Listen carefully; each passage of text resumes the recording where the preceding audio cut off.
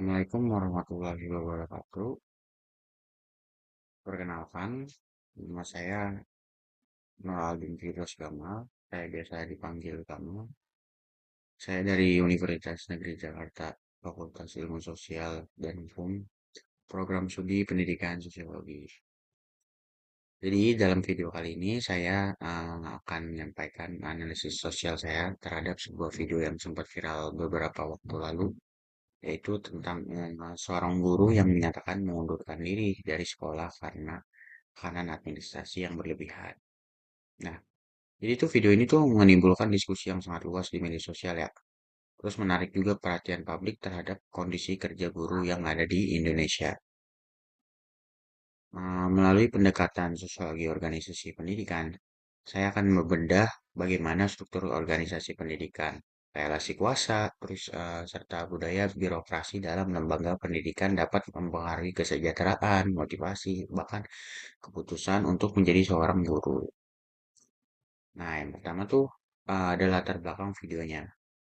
Jadi sebelum saya ngejelasin latar belakang videonya, kalian akan nonton videonya terlebih dahulu.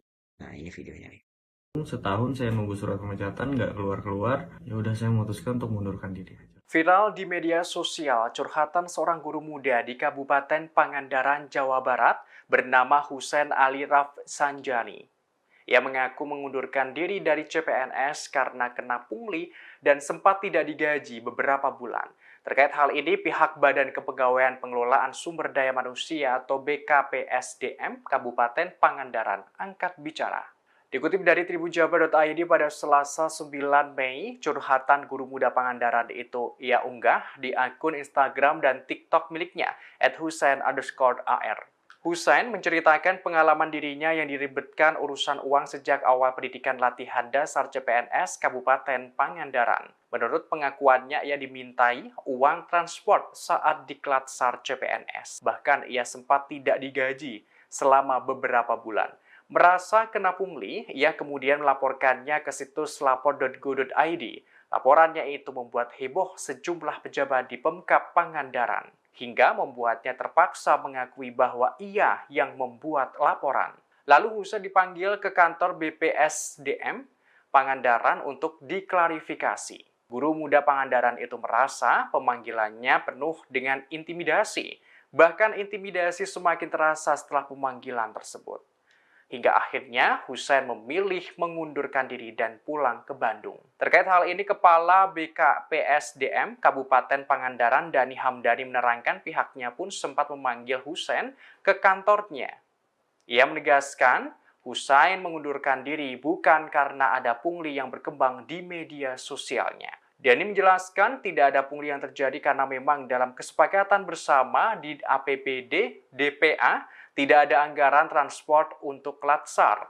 Kini diakuinya status pengunduran diri Husain masih dalam proses. Jadi saya lapor aja di lapor.go.id, saya kasih cantumannya, saya kasih screenshotan penagihannya, saya kasih bukti transfernya di situ dengan kata-kata yang baik, dengan kata-kata yang saya pikirkan bersama teman-teman saya. Nggak lama dari laporan saya kirim, tiba-tiba dicari siapa yang lapor, karena banyak yang dituding, kasihan, saya nggak mau ngerugiin orang, saya ngaku aja bahwa itu saya ngelapor. Dari situ ditelepon untuk menghadap ke kantor BKPSDM Pangandaran di Jalan Parigi. Itu tuh wah, suasananya kayak gimana ya, HP disuruh ditaruh di depan, terus suasananya nggak enak lah. Saya dikepung 12 orang, saya di tengah dilingkarin gitu. Terus ditanya-tanya kan, kenapa ngelapor. Saya bilang, ya karena saya keberatan, saya nggak bisa bayar uang yang saya nggak tahu ini uang untuk apa, urgensinya apa gitu. Terus mereka beralibi bahwa sebenarnya uangnya ada, cuman direcofusing untuk COVID. Dan Maret itu karena ada orang yang ngambil kas itu, saya merasa sakit hati karena beda perlakuannya. Dari situ saya cabut ke Bandung. Sampai Bandung setahun saya nunggu surat pemecatan nggak keluar-keluar. Ya udah saya memutuskan untuk mundurkan diri aja. Terima kasih sudah nonton. Jangan lupa like, subscribe, dan share ya.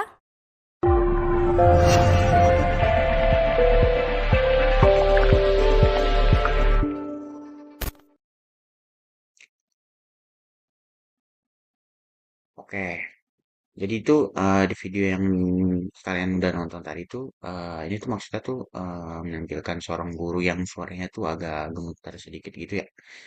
Dia tuh nyampein bahwa nggak sanggup lagi buat bertahan di sistem pendidikan yang lebih nuntutin tuh buat administrasi daripada esensi buat ngajarnya gitu.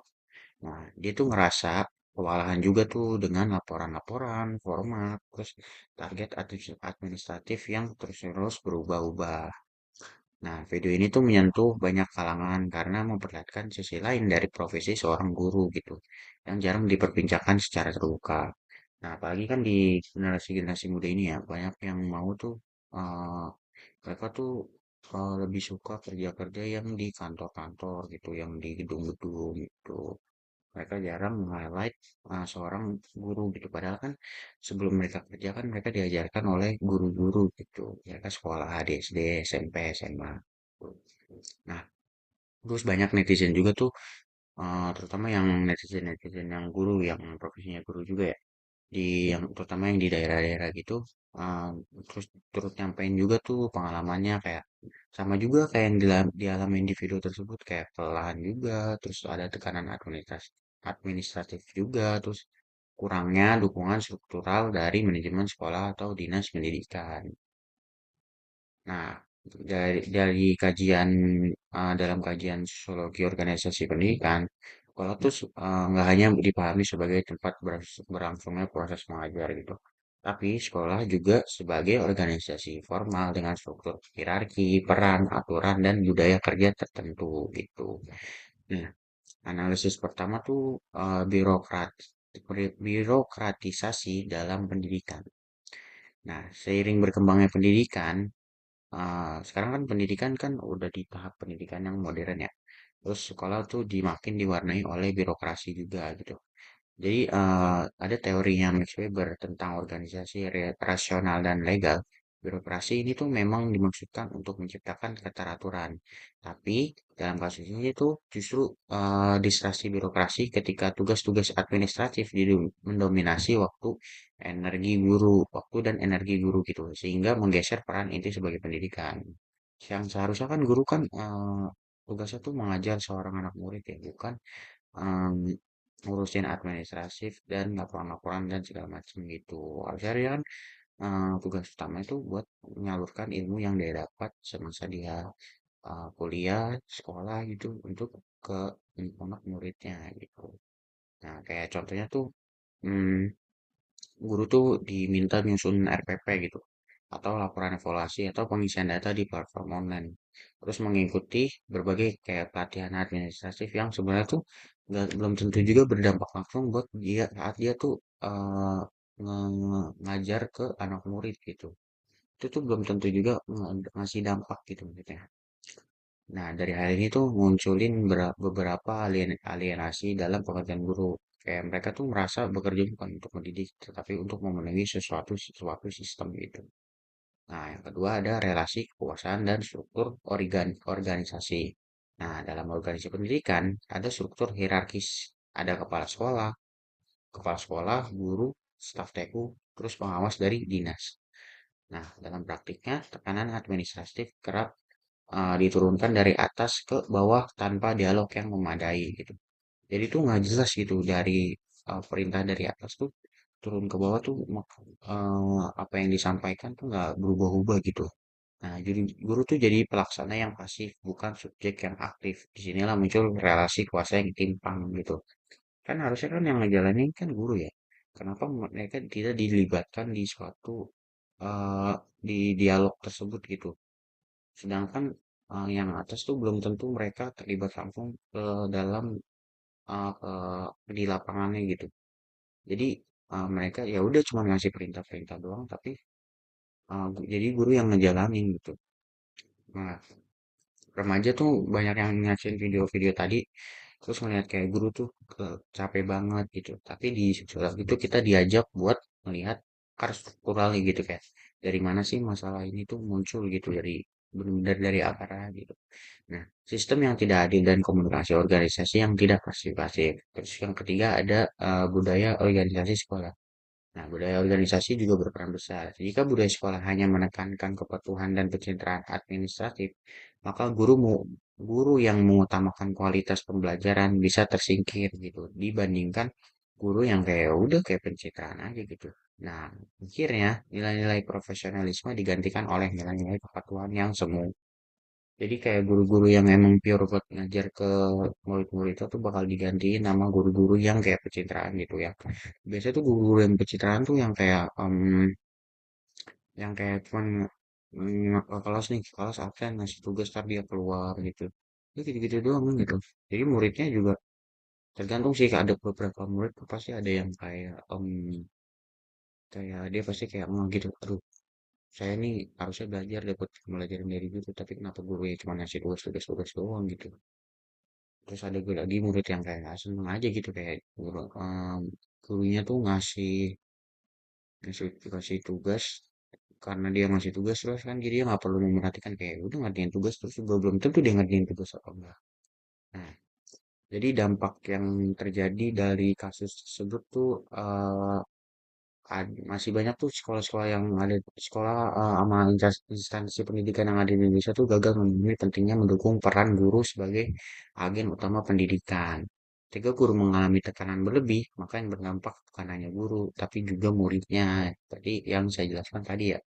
Nah, yang pertama tuh ada dampaknya tuh ada kualitas pembelajaran yang menurun. Pastinya kan kayak karena guru tuh kan kebagi lagi kan, dia ada tugas administratif, sedangkan tugas khasnya tuh dia harus membagi ilmunya ke muridnya. Tapi karena dia kebagi dua gitu, kebagi tugasnya jadi dua, jadi itu dia kualitas pembelajaran tuh nggak 100% ke buat ngajar ke muridnya. Terus yang kedua ada guru kehilangan motivasi. Nah, karena tekanan ya, mungkin karena tekanan dari ya,